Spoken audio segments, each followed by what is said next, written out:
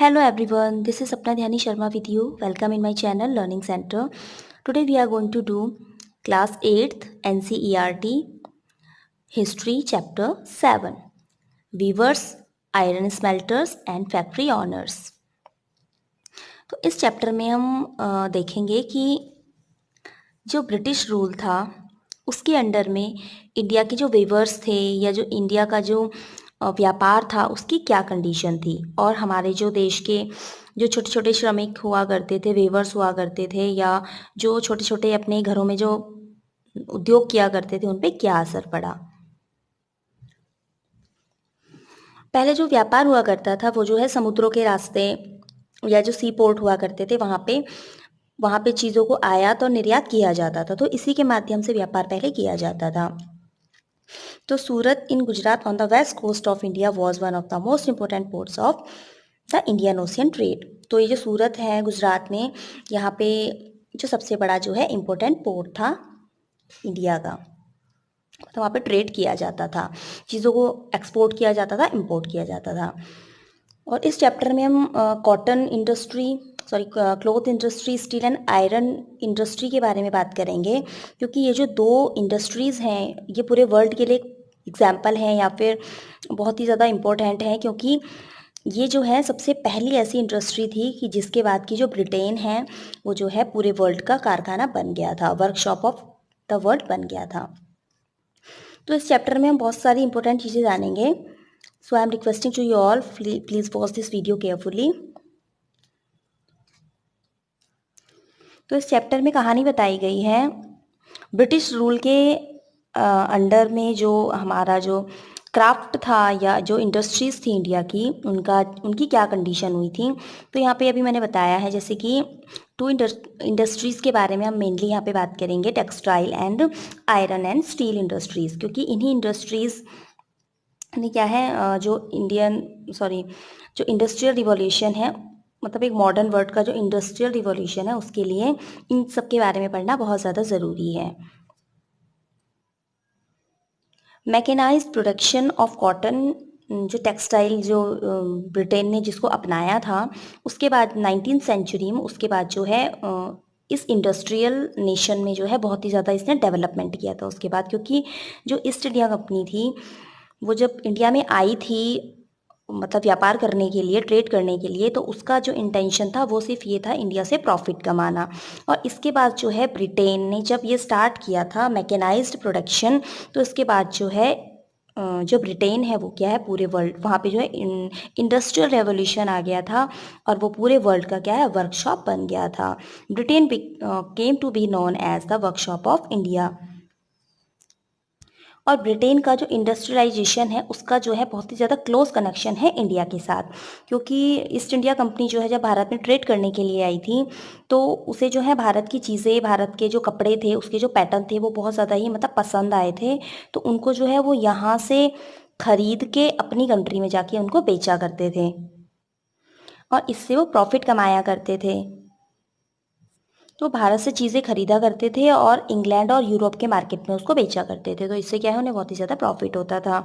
और इसके बाद जब उन्हें लगने लगा कि इससे क्या है हमें, मतलब वो इंडिया को एक जो है मतलब सिर्फ उनका जो इंटेंशन था वो ये था कि इंडिया से ज़्यादा प्रॉफिट हमें मिले, तो इसके अलावा उनका और कोई इंटेंशन नहीं था। तो धीरे धीरे करके जो ब्रिटिश इंडस्ट्रीज़ थी उन्होंने जो है इंडिया को एक वास्ट मार्केट की तरह देखना शुरू कर दिया, मतलब वो और ज़्यादा प्रॉफिट कमाना चाहते थे, तो इसके लिए उन्होंने इंडिया से जो चीज़ें पहले खरीदी जाती थी और यूरोप और इंग्लैंड और ब्रिटेन के मार्केट में बेची जाती थी, अब इसका उल्टा हो चुका था। अब जो है ब्रिटेन के मार्केट में ब्रिटेन में इंडस्ट्रीज़ में चीज़ें बनती थी और वो वहाँ से एक्सपोर्ट की जाती थी इंडिया में, और इंडिया के मार्केट में वो महंगे दामों पे बेची जाती थी। तो इन सभी के बारे में हम इस चैप्टर में पढ़ेंगे कि इसके बाद जब ये चेंजेस आ गए थे तो उसके बाद हमारी कंट्री पे क्या असर पड़ा, यहाँ के वेवर्स पे या जो भी यहाँ के श्रमिक हुआ करते थे या जो भी यहाँ के पर्सन है उन पे क्या असर पड़ा। तो चलिए आइए पढ़ते हैं इस चैप्टर का फर्स्ट जो टॉपिक है, Indian textile and the world market. तो चलिए सबसे पहले इंडिया का जो टेक्सटाइल प्रोडक्शन था उस पर नज़र डालते हैं। 1750 सेंचुरी में जब तक कि ब्रिटिश जो है ब्रिटिश शासन नहीं था यहाँ पे, या ब्रिटिश की जो कंपनीज थी वो यहाँ पे ट्रेड करने के बहाने नहीं आई थी, तो जो यहाँ का टेक्सटाइल है वो बहुत ही ज़्यादा फेमस था। यहाँ की क्वालिटी के लिए, डिज़ाइंस के लिए, ये सारी कंट्रीज़ में बहुत ही ज़्यादा यहाँ का टेक्सटाइल पसंद किया जाता था। और उसके बाद जो है 16th सेंचुरी में यूरोप जो है इंडिया से चीज़ों को बाय करता था, खरीदता था, और यूरोप के मार्केट में जाके उनको बेचा करता था। और जो ये इंडियन प्रिंट था, कपड़ों पर जो प्रिंट हुआ करता था या डिज़ाइन हुआ करता था, उसमें बहुत सारे वर्ड्स ऐसे थे जो कि आगे चल के बहुत सारे वो वर्ड्स जो है इंग्लिश लैंग्वेज में यूज़ हुआ करते हैं।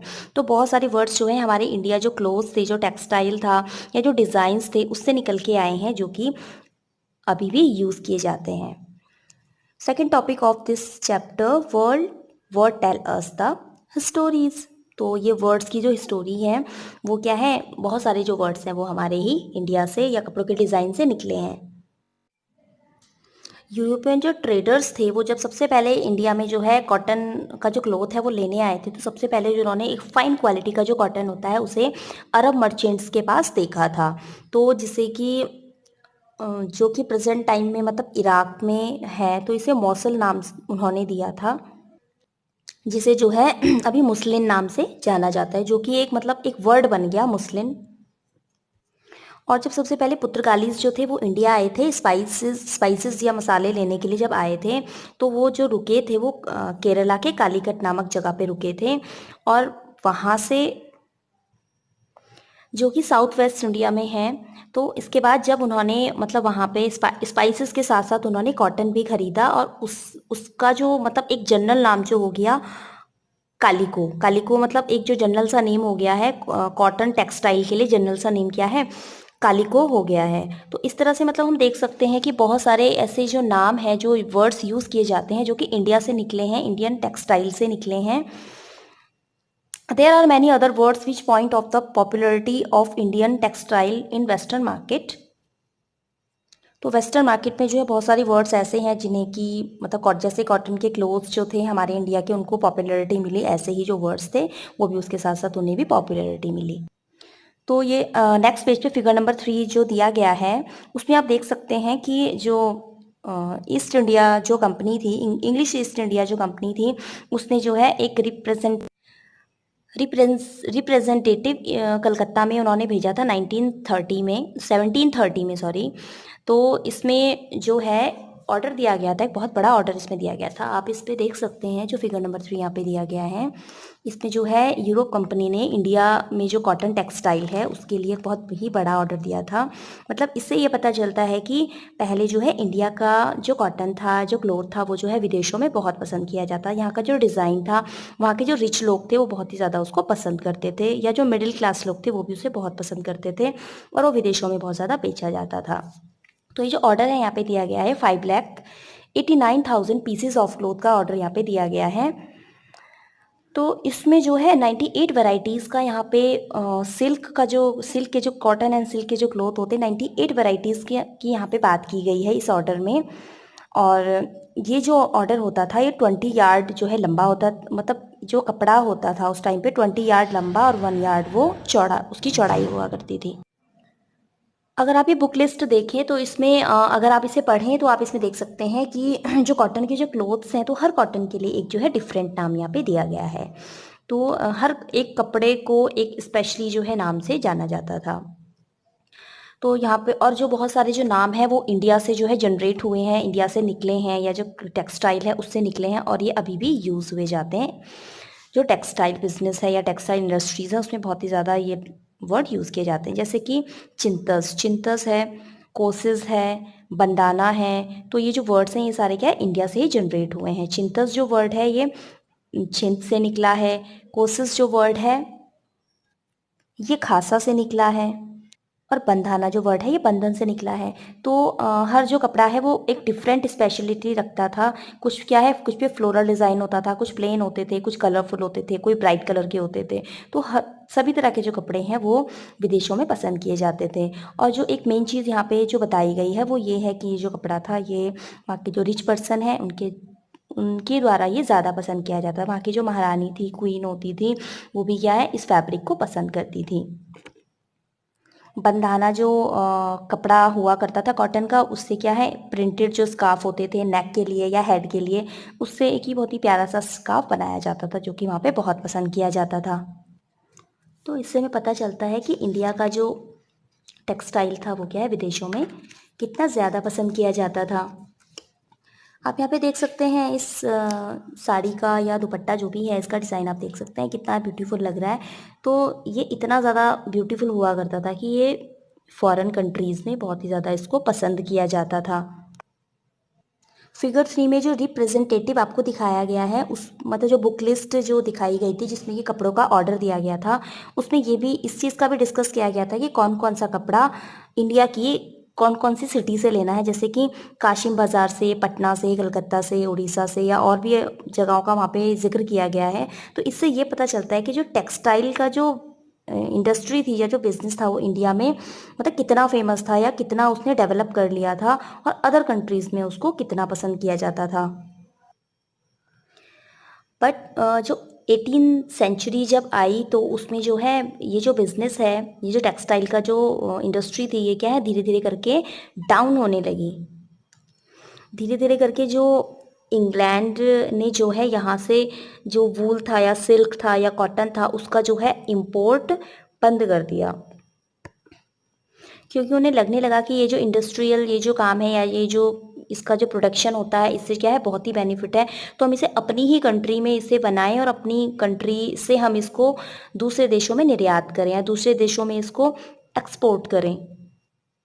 तो जो इंग्लैंड की गवर्नमेंट थी उसने क्या है इन चीज़ों का मतलब बाइकआउट करना शुरू कर दिया और एक एक्ट वहाँ पे लगा दिया कालिको, जिसे कालिको एक्ट के नाम से जाना जाता है।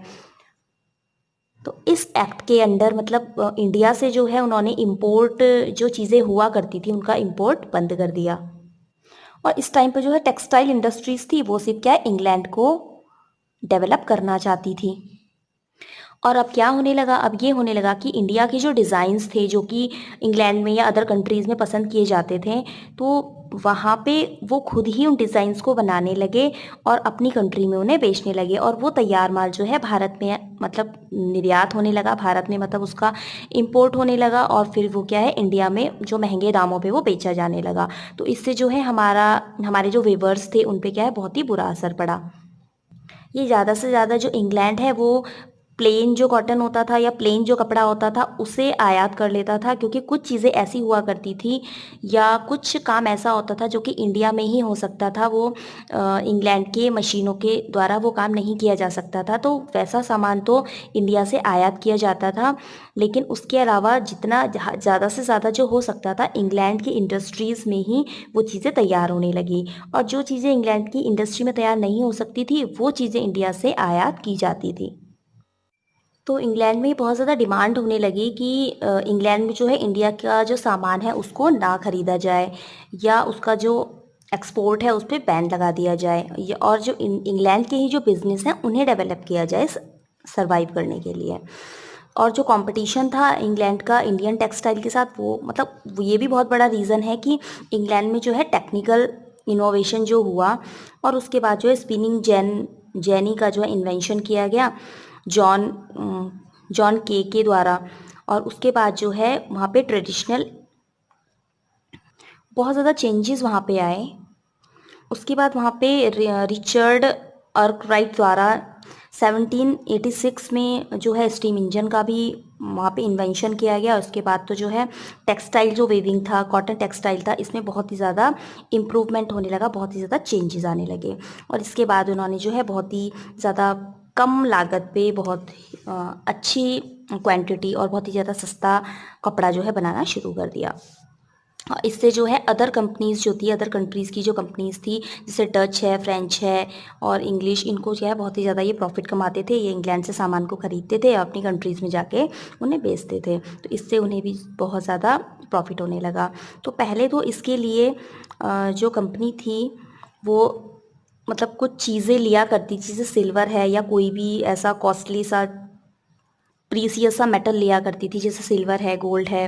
लेकिन जैसा कि आप लोग जानते हैं कि ईस्ट इंडिया कंपनी को बंगाल में बहुत ज़्यादा पावर मिल गई थी, उसने बहुत ज़्यादा पॉलिटिकल पावर वहाँ पे दिखाई, और धीरे धीरे करके वहाँ के जो ज़मींदार थे या जो फार्मर्स थे उन पे क्या है टैक्स लगा दिए, और उन्हीं टैक्सों से जो पैसा आता था उससे ही वो इंडिया से चीज़ें खरीदते थे और अपनी कंट्री में बेचते थे। मतलब जो कच्चा माल जिसे कहा जा सकता है, जो प्लेन क्लोथ थे या ऐसी चीज़ें जो कि वहाँ की इंडस्ट्री में नहीं बन सकती थी, वो इंडिया से खरीदी जाती थी उसी टैक्स से, जो कि ईस्ट इंडिया कंपनी ने यहाँ के ज़मींदारों पे लगाया था। उसी टैक्स से उन चीज़ों को खरीदा जाता था और अपनी कंट्री में उनको भेजा जाता था।